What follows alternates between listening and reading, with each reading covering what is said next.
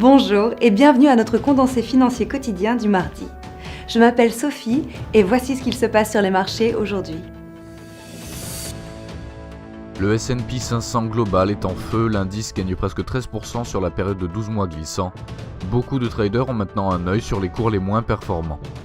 Cette semaine sera marquée par un manque de données remarquable, mais à partir du 23, une pléthore de données importantes tomberont à propos de la Chine, de la Nouvelle-Zélande et du Canada. Les ventes de dollars yens étaient le meilleur deal de ces dernières semaines et la situation du billet vert doit empirer alors que les marchés digèrent le CPI et les chiffres de vente au détail. La paire euro-dollar continue de s'échanger au sein d'un range serré, nous voyons des signaux mixtes en perspective et un SSI indécis.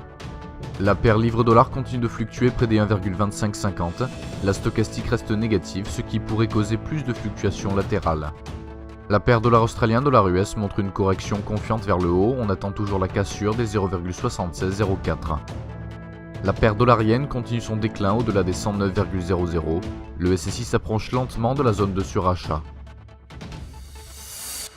Les permis de construire aux États-Unis seront publiés à 12h30 GMT, les investissements dans les titres étrangers dans le portefeuille canadien à 12h30 GMT, l'indice Redbook pour les États-Unis à 12h55 GMT, le stock hebdomadaire API de pétrole brut aux États-Unis à 20h30 GMT, les mises en chantier aux États-Unis à 12h30 GMT et la production industrielle aux États-Unis à 13h15 GMT.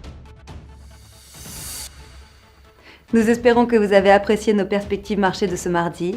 Nous vous souhaitons de la part de toute l'équipe une journée productive sur les marchés. N'oubliez pas de vous connecter demain matin pour retrouver les dernières nouvelles et événements des marchés financiers.